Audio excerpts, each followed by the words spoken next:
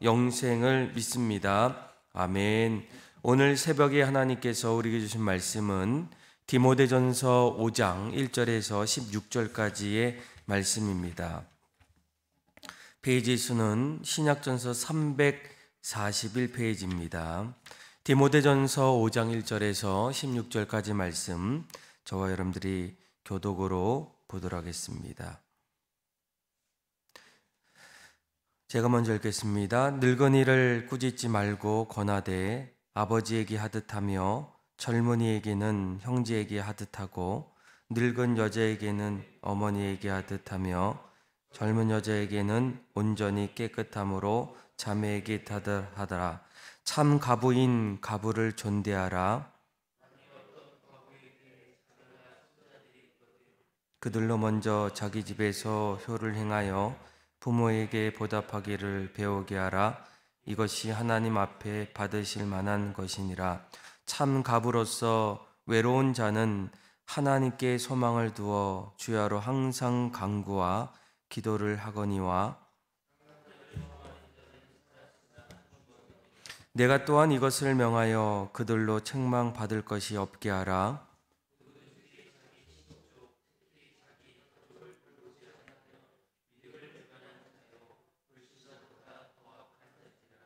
갑으로 명부에 올릴 자는 나이가 60이 덜 되지 아니하고 한 남편의 아내였던 자로서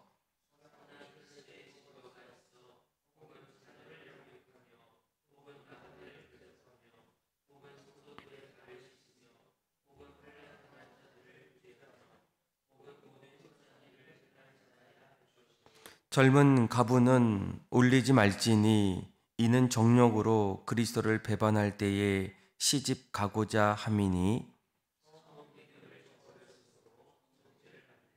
또 그들은 게으름을 익혀 집집으로 돌아다니고 게으를 뿐 아니라 쓸데없는 말을 하며 이를 만들며 마땅히 아니할 말을 하나니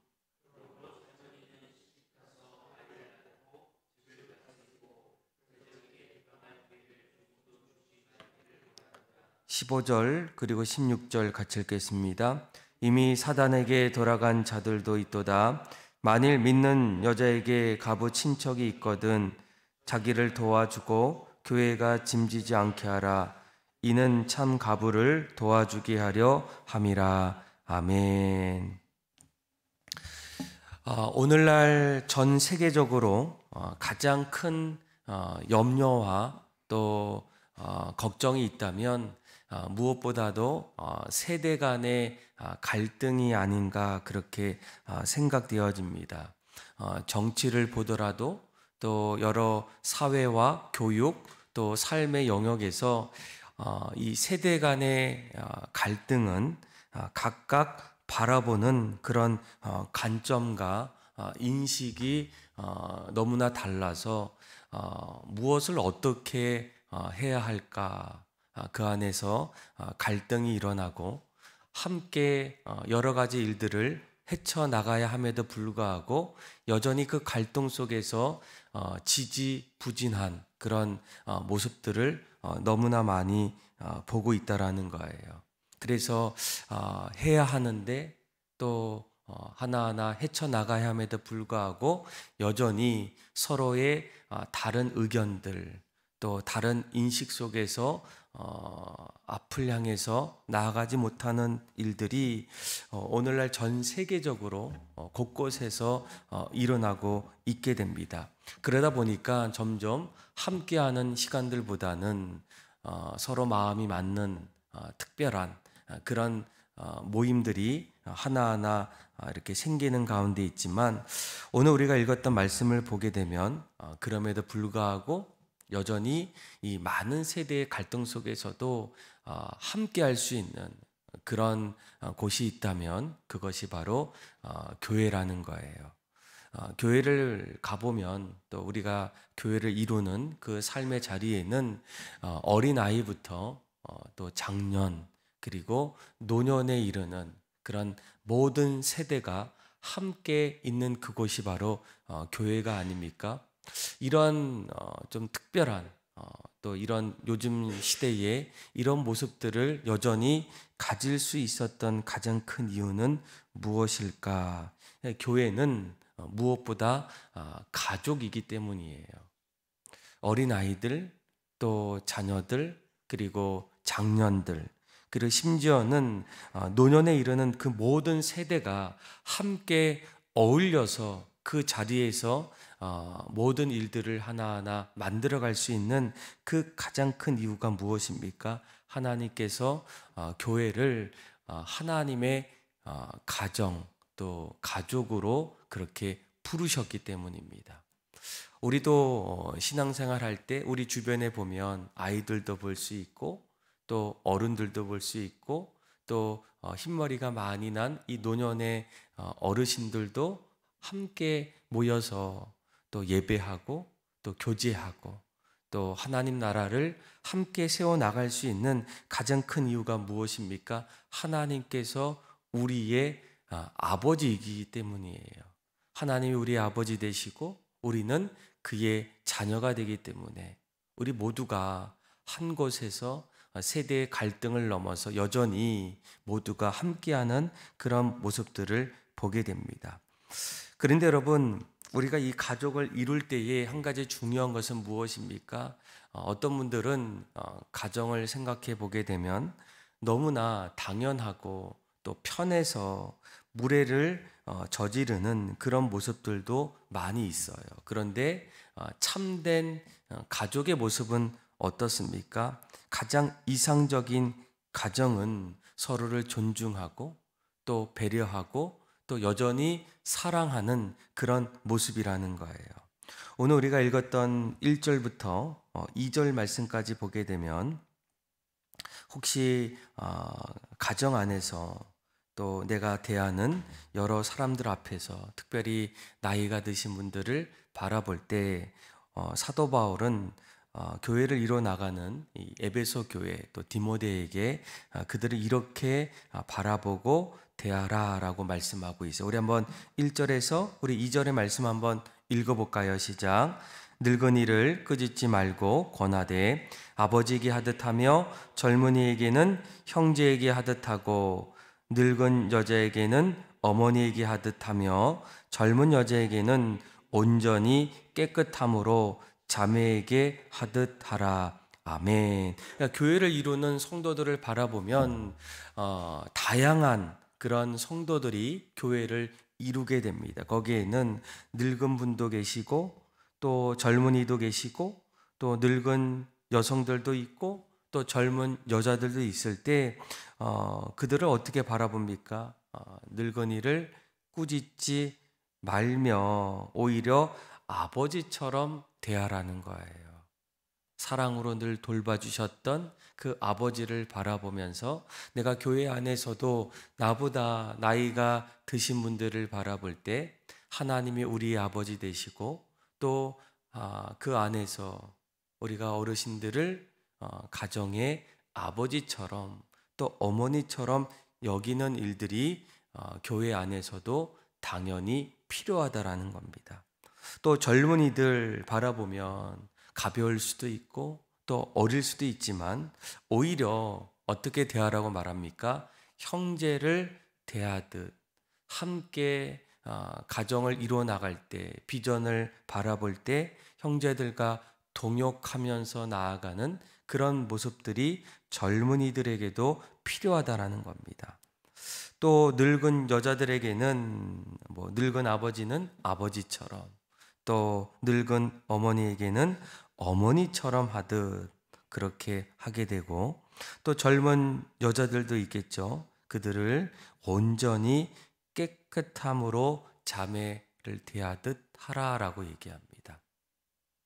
그러니까 교회 안에 이루는 많은 성도들을 바라볼 때 한 사람 한 사람 무엇보다 귀하게 여기고 또 늘 가정 안에서 했던 그 이상적인 모습처럼 서로를 사랑하고 존중하고 또 함께 가정을 이루어 나가는 일들이 당연히 교회 안에서도 우리의 영적인 아버지 하나님 앞에서 모두가 그런 모습들로 세워나가는 일들이 필요하다라고 우리에게 말씀해 주고 있어요.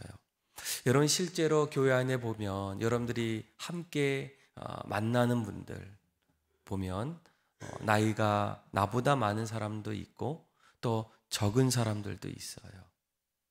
이런 여러 다양한 사람들을 바라볼 때 생각도 다르고 행동도 많이 다르지만 우리가 오늘 이 말씀을 바라보면서 무엇보다도 그들을 대하는 우리들의 어떤 삶의 태도는 무엇이겠습니까? 한마디로 존경하고 존귀하게 사랑으로 여기라는 거예요. 저와 여러분들이 지금까지 했던 모습들을 돌아보길 원하고 또 앞으로 누군가를 만날 때 또 목장 안에서 또 여러 부서 안에서 또 사역의 자리에서 만날 때마다 늘 죽게 하듯 사랑하고 섬기고 또 믿음으로 함께 그 일들을 감당할 수 있는 또 저와 여러분들의 삶이 다 되기를 주님의 이름으로 축원합니다. 여러분, 우리가 가정을 바라보면 이러한 함께하는 모습들이 있는데 특별히 이 가정 안에는 누군가의 도움이 절실히 필요한 그런 가족의 사람들이 있어요. 오늘 본문을 보니까 3절부터 뭐라고 얘기합니까? 참 가부의 과부를 존대하라라고 얘기합니다. 여러분, 이 가부는 누구이겠습니까? 남편을 먼저 세상에서 보냈던 혼자 살아가는 그 사람들이라는 거예요. 누군가의 도움 없이는 늘 살아가기가 쉽지가 않은 그런 대상이 바로 과부입니다. 무엇보다 이 과부는 5절에 보니까 뭐라고 얘기합니까? 외로운 사람이다 라고 얘기해요. 함께 했던 사람을 이제 더 이상 볼 수 없고 어쩌면 혼자의 모습으로 살아가는 그 자리에서 성경은 우리에게 뭐라고 얘기합니까? 이럴 때에 하나님께 소망을 두어 주야로 항상 간구와 기도를 하되라고 얘기합니다. 그동안 이 세상을 살아가면서 늘 의지하고 바라봤던 그런 가족들도 많이 있었지만 이제는 외로움이 찾아올 때, 혼자 있을 때 무엇보다도 그것마저도 다시 채워주시고 또 그 안에서 풍성한 새로운 길로 인도해 주시는 그 하나님께 소망을 두는 일들이 무엇보다도 필요하다라는 거예요. 그러면서 오늘 성경은 우리에게 이러한 과부들, 참 가부들을 하나하나 이렇게 설명하게 됩니다. 특별히 교회가 그들을 책임지고 또 도와주고 함께 할 때에 이 참 가부가 아닌 그런 사람들을 이제 하나하나 이렇게 설명하게 됩니다. 그들은 어떤 사람입니까? 우리 한번 9절부터 10절까지 한번 읽어볼까요? 시작. 과부로 명부에 올릴 자는 나이가 60이 덜 되지 아니하고 한 남편의 아내였던 자로서 선한 행실의 증거가 있어 혹은 자녀를 양육하며 혹은 나그네를 대접하며 혹은 성도들의 발을 씻으며 혹은 환난 당한 자들을 구제하며 혹은 모든 선한 일을 행한 자라야 할 것이요. 아멘. 그러니까 젊은 과부는 교회가 도와주는 그런 대상이 아니라는 거예요. 왜일까요? 또 누군가를 만날 수도 있고 또 아직은 스스로 살아갈 수 있는 힘도 있지 않겠습니까? 그래서 참된 가부는 60이 넘은 사람, 그런 사람들이 이렇게 대상이 되고 또 8절을 한번 볼까요? 또 8절에 또 이렇게 얘기합니다. 8절에 보면 4절이죠. 4절인데 같이 한번 읽어봅시다. 시작. 만일 어떤 가부에게 자녀나 손자들이 있거든 그들로 먼저 자기 집에서 효를 행하여 부모에게 보답하기를 배우게 하라. 이것이 하나님 앞에 받으실 만한 것이니라. 아멘. 그러니까 이 가부 가운데에 여전히 그 가부와 함께 사는 자녀들 또 손자들이 있다면 그들과 함께 살고 있기 때문에 그들 역시도 이제 이 참 가부의 대상에서 제외가 되는 그런 기준들을 하나하나 말씀해 주고 있어요. 그러니까 그 당시도 그렇고 오늘날도 이러한 기준들을 만드는 이유가 무엇이겠습니까? 그러니까 교회는 이제 가정들을 돌보고 세워 나갈 때 늘 재정적인 그런 풍족함이 그렇게 많지가 않았어요. 그러다 보니까 그 시대에도 참 가부를 도와주기 위해서 교회가 참 가부가 아닌 그런 사람들을 하나하나 이렇게 정리하고 또 교회 재정을 축내지 않기 위해서 이러한 기준과 질서들을 하나하나 만들게 됩니다. 여러분, 우리가 이런 모습들을 볼 때마다 교회는 교회 일을 잘하기 위해서 반드시 적절한 기준이 있어야 된다라는 거예요. 하나님은 어떤 분이십니까? 하나님은 무질서하신 분이 아니라는 거예요. 이 세상을 만드실 때부터 혼돈하고 공허한 이 세상을 어떻게 하십니까? 질서 있게 만드시게 돼요. 늘 교회 안에서는 다양한 사람들이 만날 때 이런 모든 것을 아울러서 함께하기 위해서는 반드시 그 교회의 질서와 그리고 기준이 있어야 한다라는 거예요. 그래서 교회가 가부들을 도와줄 때에 남편을 잃어버렸다, 이별했다, 그렇다고 무조건 도와주는 것이 아니라 오늘 본문에 보니까 그 가부들을 도와줄 때에도 여러 가지 형편들을 하나하나 살피기 시작합니다.